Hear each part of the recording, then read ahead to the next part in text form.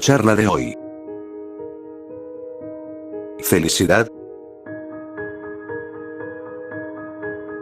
La felicidad no tiene nada que ver con el triunfo. La felicidad no tiene nada que ver con la ambición. La felicidad no tiene nada que ver con el dinero, ni el poder ni el prestigio.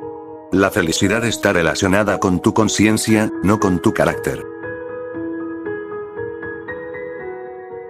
¿Qué es la felicidad? Depende de ti, de tu estado de conciencia o inconsciencia, de si estás dormido o despierto. Murphy tiene una famosa frase. Dice que existen dos tipos de personas. Las que siempre dividen a la humanidad en dos tipos y las que no dividen en absoluto a la humanidad. Parte del primer tipo. La humanidad puede dividirse en dos tipos, los que duermen y los que están despiertos y, por supuesto, un pequeño grupo entre medias. La felicidad dependerá de dónde estés en tu conciencia. Si estás dormido, el placer es la felicidad. El placer significa la sensación, intentar alcanzar por mediación del cuerpo algo que no se puede alcanzar por mediación del cuerpo, obligar al cuerpo a alcanzar algo de lo que no es capaz.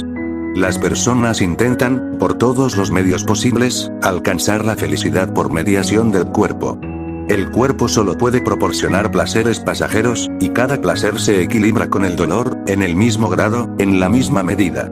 A cada placer le sigue lo opuesto, porque el cuerpo existe en el mundo de la dualidad, igual que la noche sigue al día y la vida sigue a la muerte y la muerte sigue a la vida, en un círculo vicioso. Al placer lo seguirá el dolor, y al dolor lo seguirá el placer. Pero nunca estarás tranquilo. Cuando te encuentres en un estado de placer tendrás miedo de perderlo, y ese miedo lo emponzonará. Y, naturalmente, cuando estés perdido en medio del dolor, sufrirás y harás todos los esfuerzos posibles para salir de él, y volverás a caer en lo mismo. Buda lo llama la rueda del nacimiento y de la muerte. Nosotros nos movemos con esa rueda, aferrados a ella, y la rueda continúa moviéndose. A veces se presenta el placer y otras veces se presenta el dolor, pero estamos aplastados entre esas dos rocas. Pero la persona adormilada no conoce nada más. Solo conoce unas cuantas sensaciones del cuerpo. La comida, el sexo, ese es su mundo. Si reprime el sexo se hace adicta a la comida. Si reprime la comida se hace adicta al sexo. La energía se mueve como un péndulo. Y lo que se llama placer es, como mucho, simple alivio de un estado de tensión. La energía sexual se recoge, se acumula. Te pones tenso y deseas relajar esa tensión. Para quien está dormido, el sexo no es sino un alivio, como un buen estornudo. No produce más que cierto alivio. Había tensión, y ha desaparecido. Pero volverá a acumularse. La comida solo te proporciona cierto gusto en la lengua. No es mucho por lo que vivir. Pero muchas personas viven únicamente para comer. Pocas personas comen para vivir. La historia de Colón es muy conocida. Fue un largo viaje. No vieron sino agua durante 3 meses. Un día, Colón miró al horizonte y vio árboles. Si pensáis en lo contento que se puso al ver árboles, imaginaos cómo se puso su perro. Ese es el mundo del placer. Al perro se le puede perdonar, pero a ti no. En su primera cita, un chico, pensando en alguna forma de divertirse, le preguntó a la chica si quería ir a jugar a los bolos. Ella contestó que no le gustaban los bolos. Después el chico propuso que fueran a ver una película, pero ella contestó que no le gustaba el cine. Mientras intentaba pensar en otra cosa le ofreció un cigarrillo, que la chica rechazó. Después le preguntó si quería ir a bailar y tomar copas a la nueva discoteca. Ella volvió a rechazar la propuesta, diciendo que no le gustaban esas cosas. Desesperado, le preguntó si quería ir a su apartamento a pasar la noche haciendo el amor. Para su sorpresa, la chica accedió de buena gana, lo besó apasionadamente y dijo, ¿lo ves? No hacen falta esas cosas para divertirse. Lo que llamamos felicidad depende de la persona. Para la persona dormida, las sensaciones placenteras son la felicidad. La persona dormida vive cambiando de un placer a otro. Se precipita de una sensación a otra. Vive para las pequeñas emociones. Lleva una vida muy superficial. No tiene profundidad, no tiene calidad. Vive en el mundo de la cantidad. También hay personas que están entre medias, ni dormidas ni despiertas, que viven en un limbo, un poquito dormidas y un poquito despiertas. A veces se puede tener esa experiencia a primera hora de la mañana. Todavía adormilado, pero sin que puedas decir que estás dormido porque oyes los ruidos de la casa, a tu pareja preparando el café, el ruido de la cafetera o de los niños preparándose para el colegio. Oyes todo eso, pero aún no estás despierto. Esos ruidos te llegan vagamente, débiles, como si hubiera una gran distancia entre tú y lo que ocurre a tu alrededor. Tienes la sensación de que forma parte de un sueño. No forma parte de un sueño, pero tú te encuentras en un estado intermedio. Lo mismo ocurre cuando empiezas a meditar. Quien no medita duerme, sueña. Quien medita empieza a alejarse del sueño y a dirigirse al despertar, en un estado transitorio. Entonces la felicidad tiene un sentido completamente distinto. Tiene más de calidad y menos de cantidad. Es algo más psicológico, menos fisiológico. Quien medita disfruta más de la música, disfruta más de la poesía, disfruta creando algo. Esas personas disfrutan de la naturaleza, de su belleza. Disfrutan del silencio, disfrutan de lo que nunca habían disfrutado antes, y eso es mucho más duradero. Incluso si se para la música, algo persiste. Y no es un alivio. La diferencia entre el placer y esta clase de felicidad consiste en que no es un alivio, sino un enriquecimiento. Te sientes más pleno, empiezas a desbordarte. Al escuchar buena música, algo estalla en tu ser, surge una armonía en ti. Te haces música. O, al bailar, de pronto te olvidas de tu cuerpo. Tu cuerpo es ingrávido. La gravedad pierde su poder sobre ti. De repente te encuentras en otro espacio. El ego no es tan sólido, el bailarín se funde y se fusiona con la danza. Esto es mucho más elevado, mucho más profundo que el placer que se obtiene de la comida o del sexo. Esto es algo profundo, pero no lo supremo. Lo supremo solo ocurre cuando estás plenamente despierto, cuando eres un Buda, cuando ha desaparecido todo el sueño, cuando todo tu ser está lleno de luz, cuando no hay oscuridad en tu interior. Toda la oscuridad ha desaparecido y, junto con la oscuridad, el ego. Han desaparecido todas las tensiones, las angustias, las ansias.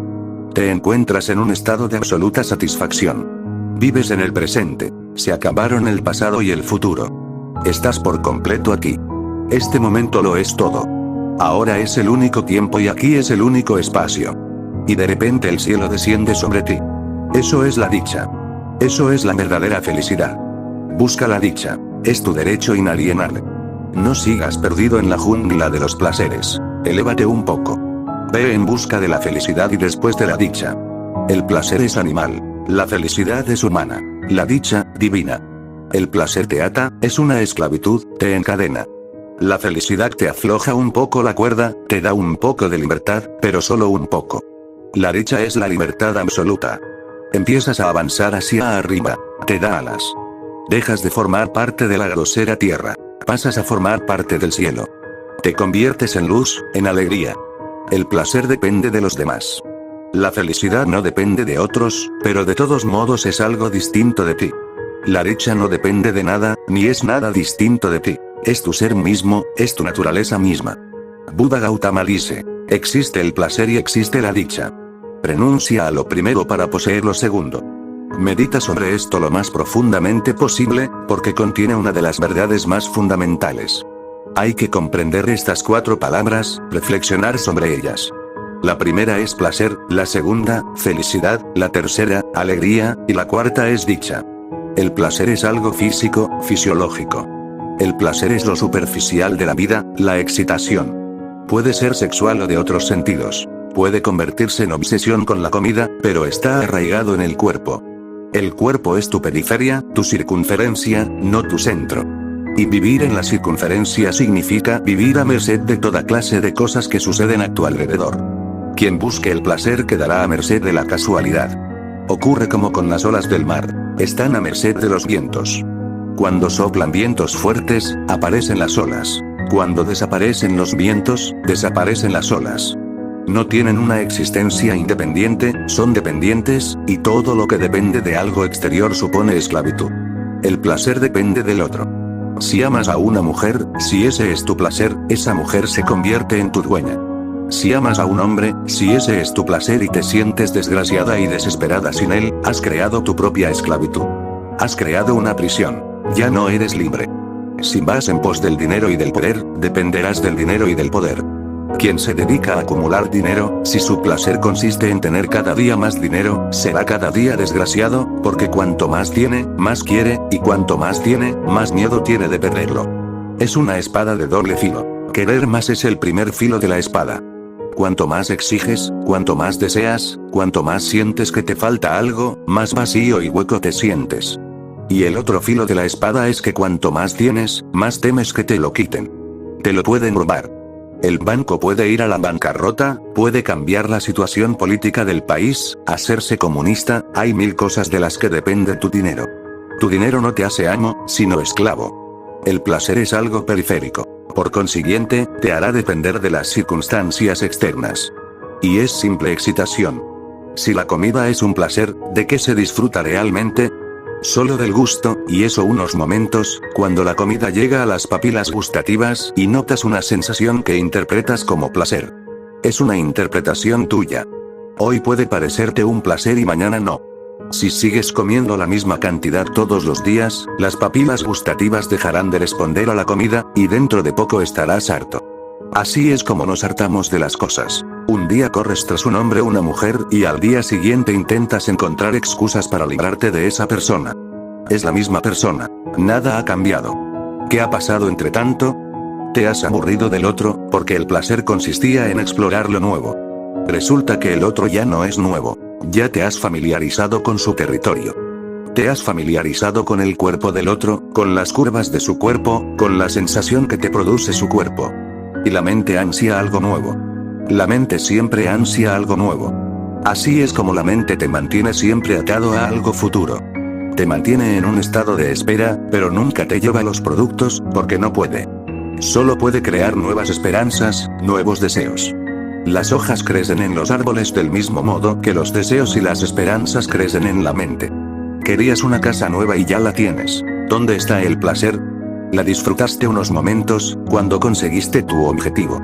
Una vez conseguido, a la mente deja de interesarle y ya ha empezado a tender nuevas telarañas de deseo. Ya ha empezado a pensar en otras casas, más grandes. Y eso es lo que pasa con todo.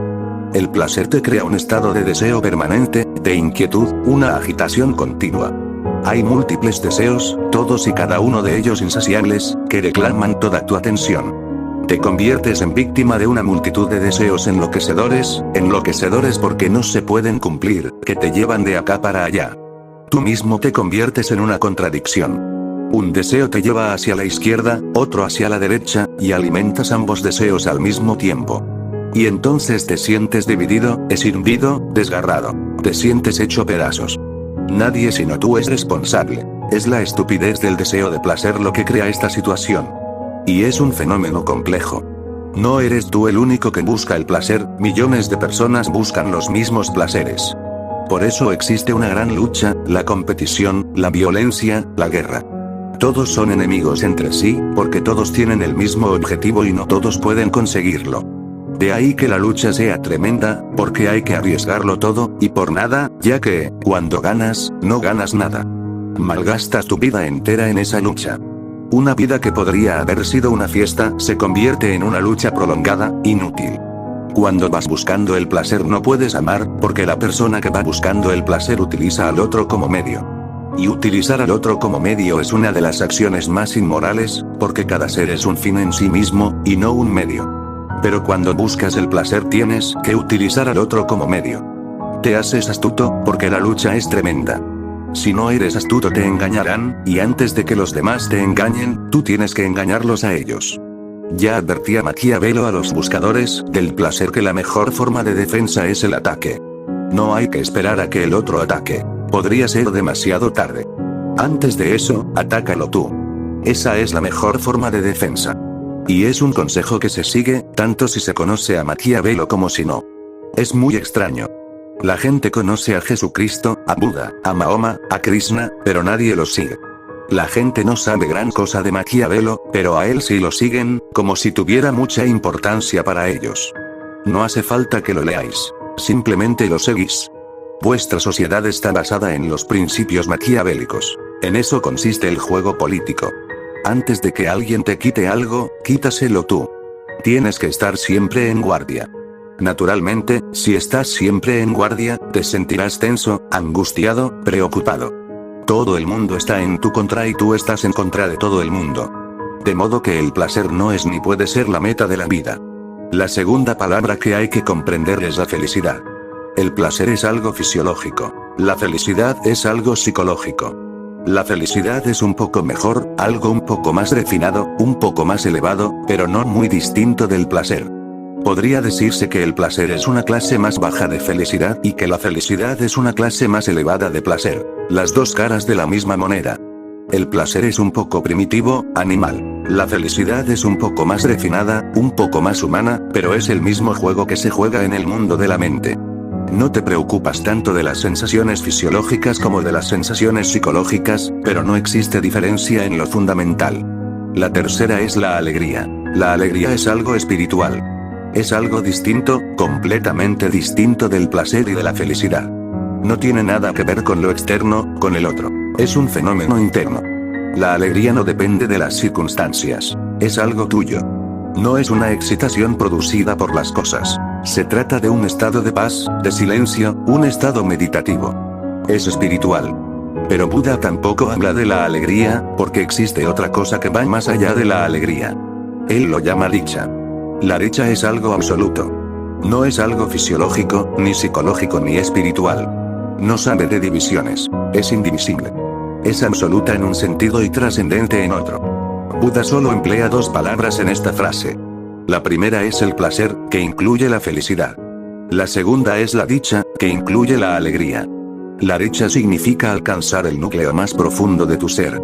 Se encuentra en las profundidades últimas de tu ser, donde ni siquiera el ego existe, donde reina el silencio. Tú has desaparecido. En la alegría existes un poco, pero en la dicha dejas de existir. Se ha disuelto el ego. Es un estado de no ser. Buda lo llama nirvana. El nirvana significa dejar de ser un vacío infinito como el cielo. Y en el momento en que eres el infinito, te inundas de estrellas e inicias una vida completamente nueva. Renaces. El placer es algo momentáneo, algo que pertenece a la esfera del tiempo, es algo de momento. La dicha es intemporal, atemporal.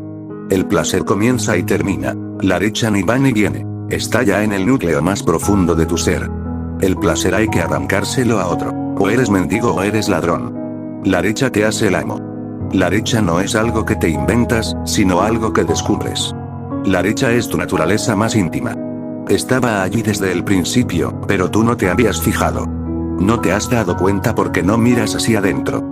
Esa es la única desgracia del ser humano, que solo mira hacia afuera, siempre en busca y en pos de algo. Y no se puede encontrar en el exterior porque no está allí. Una tarde, Gravilla, una famosa mística sufí, estaba buscando algo en la calle, junto a su pequeña choza. Se estaba poniendo el sol y la oscuridad descendía poco a poco. La gente fue congregándose, y le preguntaron: ¿qué haces? ¿Qué se te ha perdido? ¿Qué estás buscando? Ella contestó: se me ha perdido la aguja. La gente dijo: se está poniendo el sol y va a resultar muy difícil encontrar la aguja, pero vamos a ayudarte. ¿Dónde se te ha caído exactamente? Porque la calle es grande y la aguja pequeña. Si sabemos exactamente dónde se ha caído resultará más fácil encontrarla. Gravilla contestó: más vale que no me preguntéis eso, porque en realidad no se ha caído en la calle, sino en mi casa. La gente se echó a reír y dijo: ya sabíamos que estabas un poco loca. Si la aguja se ha caído en tu casa, ¿por qué la estamos buscando en la calle? Gravilla replicó: por una razón tan sencilla como lógica. En la casa no hay luz y en la calle aún queda un poco de luz. La gente volvió a reírse y se dispersaron. Gravilla los llamó y dijo: escuchadme. Eso es lo que hacéis vosotros. Yo me limitaba a seguir vuestro ejemplo. Os empeñáis en buscar la dicha en el mundo exterior sin plantear la pregunta fundamental: ¿dónde la has perdido? Y yo os digo que la habéis perdido dentro. La buscáis fuera por la sencilla y lógica razón de que vuestros sentidos están abiertos hacia el exterior. Hay un poco más de luz. Vuestros ojos miran hacia afuera, vuestros oídos escuchan hacia afuera, vuestras manos se tienden hacia afuera. Por eso estáis buscando fuera. Por lo demás os aseguro que no la habéis perdido ahí, y lo digo por experiencia propia. Yo también he buscado fuera durante muchas vidas, y el día que miré dentro me llevé una sorpresa. No hacía falta buscar y registrar. Siempre había estado dentro. La dicha es tu núcleo más íntimo. El placer se lo tienes que pedir a otros, y naturalmente te haces dependiente. La dicha te hace el amo. La dicha no es algo que te ocurre, ya está ahí. Buda dice: existe el placer y existe la dicha. Renuncia a lo primero para poseer lo segundo. Deja de mirar hacia afuera. Mira hacia adentro, vuélvete hacia tu interior. Empieza a buscar y registrar en tu interior, en tu subjetividad. La dicha no es un objeto que se pueda encontrar en ninguna otra parte. Es tu conciencia. En Oriente siempre hemos definido la verdad suprema como Sat Chit Anand. Sat significa verdad, Chit significa conciencia, y Anand, dicha. Son tres aspectos de la misma realidad. Es la auténtica Trinidad, no Dios Padre, Dios Hijo, Jesucristo, y el Espíritu Santo. Esa no es la verdadera Trinidad. La verdadera Trinidad es la verdad, la conciencia y la dicha. Y no son fenómenos distintos, sino una sola energía que se expresa de tres maneras, una energía con tres aspectos. De ahí que en Oriente digamos que Dios es Trimurti, que tiene tres rostros. Esos son los verdaderos rostros, no Brahma, Vishnu y Mahesh, el Padre, el Hijo y el Espíritu Santo. Esos nombres son para principiantes. Verdad, conciencia, dicha. Esas son las verdades absolutas. En primer lugar llega la verdad. En cuanto entras en ella, tomas conciencia de tu realidad eterna. El Sat, la verdad. Al profundizar en tu realidad, en tu verdad, te darás cuenta de la conciencia, de una increíble conciencia. Todo es luz, nada es oscuridad. Todo es conciencia, nada inconsciencia. Eres simplemente una llama de la conciencia, sin siquiera una sombra de inconsciencia por ninguna parte. Y cuando profundizas aún más, el núcleo definitivo es la dicha, Anand. Buda dice: renuncia a todo lo que hasta ahora has considerado importante, significativo. Sacrifícalo todo para ese absoluto porque es lo único que te satisfará, que te llenará, que llevará la primavera a tu ser, y estallarás en miles de flores. El placer te hará ir a la deriva. El placer te hará más astuto, pero no te proporcionará sabiduría. Te hará cada día más esclavo. No te proporcionará el reino de tu ser. Te hará cada día más calculador, te hará una persona más aprovechada. Te hará cada día más político, más diplomático. Empezarás a utilizar a las personas como medios. Eso es lo que hace la gente. El marido le dice a la esposa: te quiero, pero en realidad simplemente la está utilizando. La esposa dice que quiere al marido, pero simplemente lo está utilizando. El marido puede estar utilizándola como objeto sexual y la esposa utilizándolo como seguridad económica. El placer hace a todos astutos, taimados. Y ser astuto supone perderse la dicha de ser inocente, perderse la dicha de ser niño. En lo que Ed necesitaban una pieza para un avión nuevo y enviaron un comunicado a todo el mundo para ver quién presentaba la mejor oferta. De Polonia les llegó una oferta de $3.000. Inglaterra se ofrecía a construir la pieza por $6.000. Israel pedía $9.000. Richardson, el ingeniero encargado de la construcción del nuevo avión, pensó que lo mejor era ir a cada uno de los países para averiguar el porqué de la disparidad de precios. El fabricante de Polonia le dijo: 1.000 para los materiales, 1.000 para la mano de obra, y 1.000 para los gastos indirectos y unos pequeños beneficios. En Inglaterra, Richardson revisó la pieza y descubrió que era casi tan buena como la fabricada en Polonia. Preguntó: ¿por qué piden $6.000? El inglés se lo explicó: 2.000 para los materiales, otros 2.000 para la mano de obra y otros 2.000 para los gastos y un pequeño beneficio. En Israel, el representante de lo que Ed tuvo que llegar hasta un callejón en el que había una pequeña tienda, donde vio a un viejecillo, el que había presentado la oferta de $9.000. ¿Por qué pide tanto?, le preguntó. A ver, dijo el viejo judío. 3.000 para usted, 3.000 para mí y 3.000 para los gilipollas de Polonia. El dinero, el poder, el prestigio, todo eso contribuye a hacerte astuto. Busca el placer y perderás la inocencia, y perder la inocencia significa perderlo todo. Esto dice Jesucristo: sé como un niño, y solo así entrarás en el reino de Dios. Y tiene razón. Pero quien anda en busca del placer no puede ser inocente como un niño. Tienes que ser muy listo, muy astuto, con mucha política. Solo así puedes vencer en la competición a muerte que hay en todas partes. Todo el mundo está a la greña con todo el mundo, no vives entre amigos. El mundo no puede ser amable a menos que dejemos esa idea de la competitividad. Pero desde el principio inculcamos al niño el veneno de la competitividad. Cuando acabe la universidad estará totalmente envenenado. Lo hemos hipnotizado con la idea de que tiene que luchar contra los demás, de que la vida es la supervivencia de los más aptos. Así la vida no puede ser una fiesta. Si eres feliz a costa de la felicidad de otro, y así es como puedes ser feliz. No hay otra manera. Si conoces a una mujer hermosa y consigues poseerla, se la habrás arrebatado a otro. Intentamos que las cosas parezcan lo más bonitas posible, pero eso es solo en la superficie. Los que han perdido en el juego se enfadarán, se pondrán furiosos. Esperarán una oportunidad para vengarse, y esa oportunidad se les presentará tarde o temprano. Lo que posees en este mundo lo posees a costa de alguien, a costa del placer de otro. No hay otra manera. Si de verdad no deseas enemistarte con nadie en el mundo, debes abandonar la idea de la posesión. Utiliza lo que tengas a tu lado en el momento, pero no seas posesivo. No intentes reclamar que es tuyo. No hay nada que sea tuyo. Todo